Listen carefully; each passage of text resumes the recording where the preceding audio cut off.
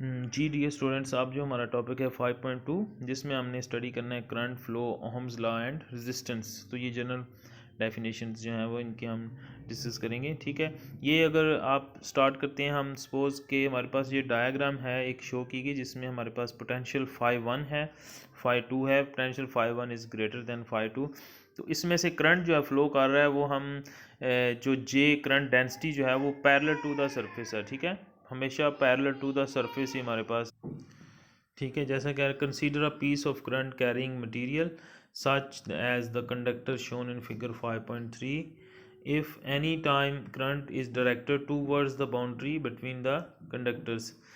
ठीक है, arbitrary shaped हमारे पास एक कंडक्टर है, the surface A1 and A2 are maintained at the potential phi 1 and phi 2 respectively.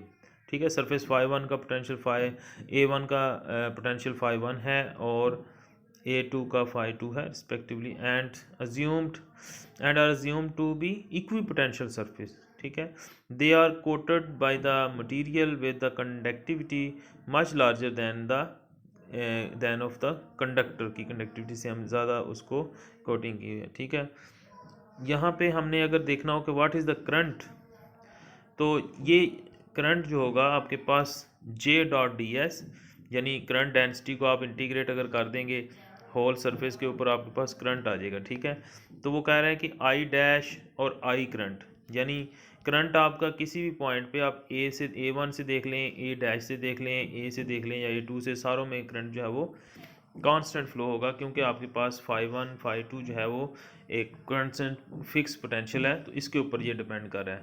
ठीक है, सिग्मा जो conductivity outside the surface zero है, आउटसाइड द सरफेस कोई भी करंट फ्लो नहीं कर रहा है, inside the surface current flow करेगा।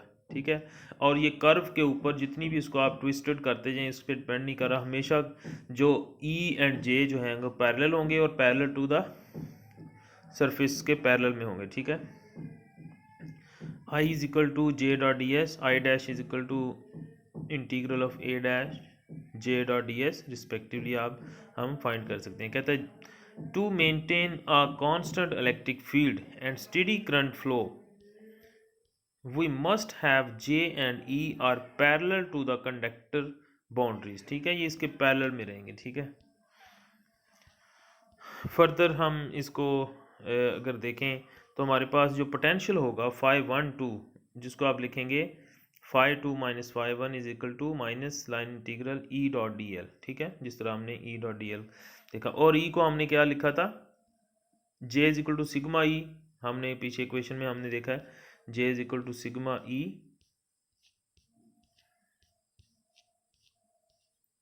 ठीक है, ये वाला expression J is equal to sigma E, तो यहाँ से E क्या होगा, J ओवर सिग्मा। तो E.dl में E की जगह हम क्या रिप्लेस कर देंगे, J ओवर, यहाँ पे हम हैं J over sigma dot DL। ठीक है, तो फर्दर हमारे पास जो एक्सप्रेशन है where the path of integration L is any path starting at any point on A1 and ending at any point A2. Note that in order to phi 1 to be positive, हमारे पास generally phi 1 जो potential आता है minus integral के साथ हम लेते हैं, जिसमें हम कहते हैं कि phi 1 is greater than phi 2। लेकिन अगर कहता है कि आपके पास अगर चाहते हैं कि पॉजिटिव पोटेंशियल आना चाहते हैं, note that in order for phi 1 to be positive, तो A1 must be at the lower potential than A2, तो फिर आपके पास phi 2 ग्रेटर होना चाहिए phi 1 से। ठीक है, फिर पॉजिटिव आ जाएगा। Note also that an argued in the previous paragraph, the same total current must pass through all the surface A1 A2 and A dash is 5.3 figure 5.3. The current is given by J.ds A। ठीक है, sigma E, J को आप sigma E put कर सकते हैं, तो total integral हम पूरे एरिया के ऊपर आप इंटीग्रेट कर देंगे तो टोटल आपके पास ये वाला करंट जो है वो आ जाएगा। ठीक है, फर्दर आपके पास हमने अगर देखना हो तो फर्दर जब हम आप इलेक्ट्रिक फील्ड जो इंक्रीज़ करेंगे तो आपके पास करंट इंक्रीज़ होगा, ठीक है। तो रेशो जो है आपके पास वोल्टेज और करंट की वो है resistance. The ratio of the potential difference to the total current is this constant, और वो कांस्टेंट रहेगी, उसको हम डिफाइन करते हैं रेजिस्टेंस से एंड गिवन बाय, हमने एक्चुअली टॉपिक के स्टार्ट में पढ़ा है कि हम करंट ओहम्स लॉ और रेजिस्टेंस को डिस्कस करना है, ठीक है। तो 512 ओवर आई जो है आपके पास रेजिस्टेंस होगा। 512 हमने पहले भी देखा है, लाइन माइनस लाइन इंटीग्रल ई डॉट डी एल के इक्वल है, और आई किसके इक्वल है, sigma E dot D S, ठीक है। तो यहाँ से इन दोनों की रेशो से हम रेजिस्टेंस को फाइंड कर सकते हैं। ये जनरल एक्सप्रेशन के साथ कैलकुलेट कर सकते हैं, और ये आपके पास जो एक एक्सप्रेशन जो कॉमन स्टैंडर्डली यूज़ होता है, ठीक है।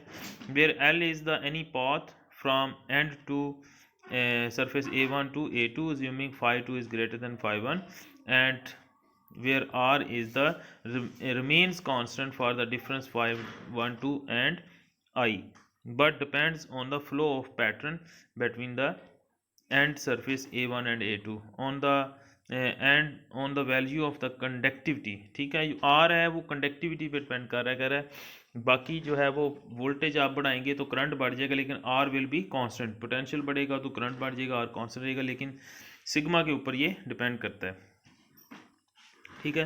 तो यहाँ से ओहम्स लॉ जो है वो डिफाइन किया जा सकता है कि आर जो है 512 क्या है, आई इंटू आर, आप लिख सकते हैं आई इंटू आर, पोटेंशियल जो है वो इसके इक्वल है, ठीक है।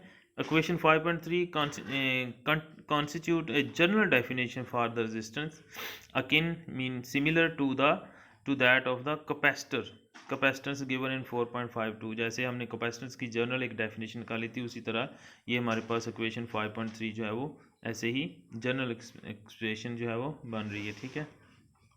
The duality between J sigma E and D is equal to epsilon E, ठीक है। ये डुअलिटी है कि जे डायरेक्टली प्रोपोर्शनल है इलेक्ट्रिक फील्ड के, और डी जो है वो भी इलेक्ट्रिक फील्ड के डायरेक्टली प्रोपोर्शनल है। Is the further discussed in this, ठीक है।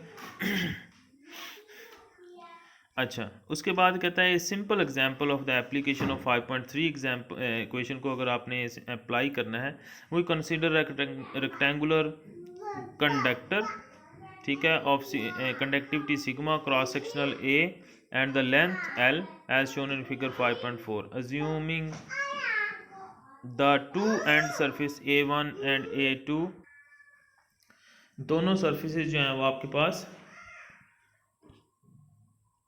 इक्वी पोटेंशियल के ऊपर है, ठीक है।